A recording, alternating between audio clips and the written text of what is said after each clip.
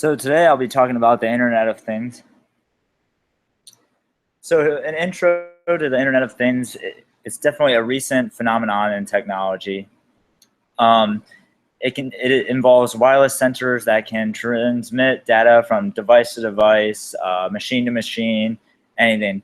And it's definitely changed the way we handle everyday affairs and have become a smarter, more efficient society. So what is the Internet of Things? According to Forbes.com, the Internet of Things is the concept of basically connecting any device with an on or off switch to the internet. And then studies have shown that there are at least 26 billion devices connected to the Internet of Things as of 2015. And in the image down there, you see there's about 4 billion connected people, 25 plus million apps. In fact, many studies have shown that there will be at least probably 100, 200 billion devices connected within 2020. So, I mean, it's definitely a growing thing.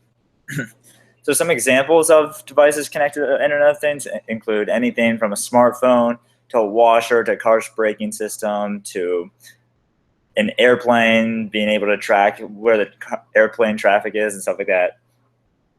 And definitely a lot of equipment now, pretty much anything within the last 5 years has sensors.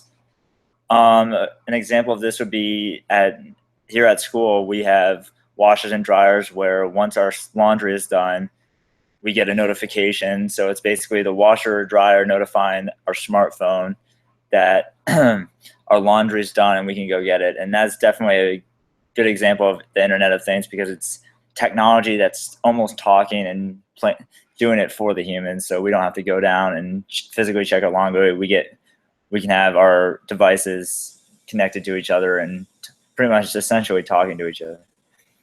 So then there's some real life example of the Internet of Things. A big example was the Minnesota bridge collapse in 2007. And today we look back at it like, wow, how did that happen? Because now you can use so many sensors. You can use smart cement. You can put sensors that track how much weight the bridge can handle.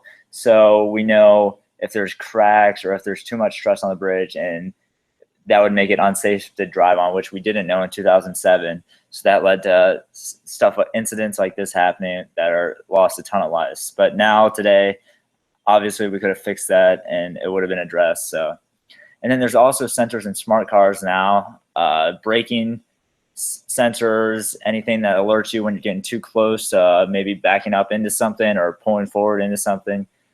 And then there's also innovations in normal equipment. I mean, you can get refrigerators and, like I said earlier, washers and dryers that pretty much they can connect to your devices, and you know if foods get too cold or too warm, or if your laundry done, etc. So there are two different categories of the ways that the Internet of Things can help everyday life, and these include information and analysis and automation and control. So within information and analysis, there's tracking behavior, enhanced situational awareness, and sensor-driven analytics. So this photo is an example of tracking behavior. Obviously, with Amazon becoming really popular, Amazon allows you to keep track of your package through UPS, other shipping companies, and you're able to see when your purchase is processed in transit and then essentially delivered. So it's just it's something where you can basically find out where everything is at all times, and it's definitely something that's new and makes getting our packages, it just makes everything a little easier. So then there's automation and control, and this includes process optimization, optimized resource consumption, and complex autonomous systems. So in this picture, it's an example of a sensor in a car, and the sensor is alerting the car, yeah, you're about to rear end somebody, so you need to slam on the brakes. And pretty much any new model of car is going to have that now. And that's had to have saved, I haven't done much research on it, but that's had to have saved a ton of accidents, a ton of fender benders, and just accidents that can't be avoided with technology like this. So then here are all the 6 applications that are used, and some examples: tracking behavior, presence base advertising and payments based on the location of the consumer, enhance situational awareness. This is cool. This is, and the example is essentially a school shooter. So once they hear the bullet, you can have sensors where they'll find out where the bullet is, where the shooter's coming from, and it would save a ton of lives. And then some other examples are process optimization, maximization of lime kiln throughout via wireless sensors, then optimize resource consumption, smart meters and energy grids that match loads and generation capacity in order to lower costs. So there's just a bunch of things that these applications can do to help us with our everyday lives. So then there's operational technology and informational technology. So the Internet of Things has definitely helped us kind of bridge the gap between OT and IT, and it has also allowed for the analyzation of machine-generated data in the future. And then cloud applications. Cloud applications are the key to the Internet of Things being able to function properly.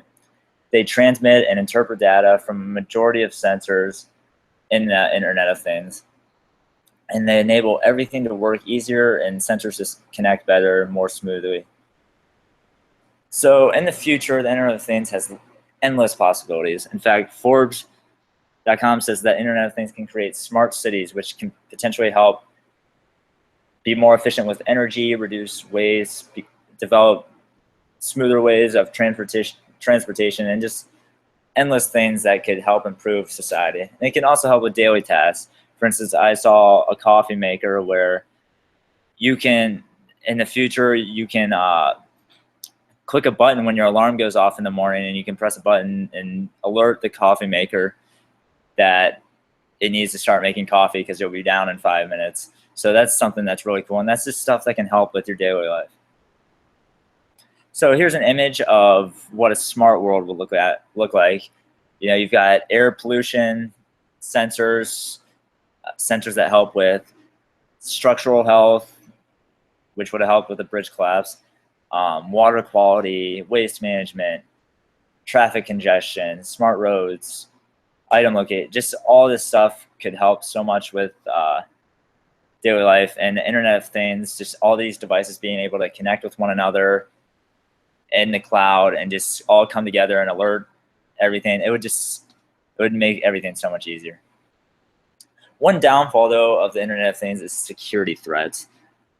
With there being over 26 billion devices, it's obvious that it's going to be hard to protect all our networks. I mean, if there's a hacker that can hack into your laptop, then how do we know he couldn't hack into computers, smartphones, anything in your network? So it's hard to say how safe everything will be, but it definitely looks like it could happen. And then the privacy and data sharing are issues also, and this is really tough with corporations and businesses because they have so much data and memory that is private, and if it leaks out, I mean, that could be detrimental to a business. So the fact that all these devices are connected, so if you hack into one device, what makes you think you couldn't hack into the whole network?